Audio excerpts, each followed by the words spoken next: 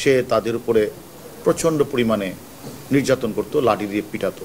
সে এটা স্বীকার করেছে যে এবং যে এটা আমি করেছি, এটা আমি ভুল করেছি। কিন্তু বিষয়টা হচ্ছে আমরা যেটা তাকে পরে জিজ্ঞাসাবাদ করলাম যে সে যে এইভাবে তাদেরকে মানসিক শারীরিকভাবে নিস্তেজ না নির্যাতন চালাতো, কারণটা কি?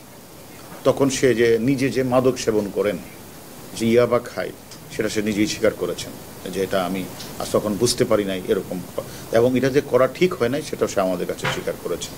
এবং আমরা মনে করি সে এবং এই মাদকাসক্ত মিল্টন যে কাউকে পরোয়া করতো না, এর মূল কারণটাই ছিল তার সাথে মানে অনেকেরই অনেক বিএপির নাকি যোগাযোগ ছিল। সে মনে করছে যে আমি যে কাজটা করছি কেউ আমাকে কোনো কিছু করতে পারবে না। এবং যারা এই বাচ্চাদেরকে সেখানে দিয়ে আসতো বা যারা এই প্যারালাইজড মানুষগুলিকে দিয়ে আসতো, এই সকল মানুষগুলি যখন পরে খোঁজ নিতে যেত যে কী অবস্থা, তাদেরকে দর্শে পিঠাতো। তো এইরকম যে অত্যাচারের মাত্রা মাদকাসক্ত মিল্টন যে করতো, সে আসলে মানে সেটাকে সে অস্বীকার করে নাই যে হ্যাঁ আমি এরকম কাজটি করেছি।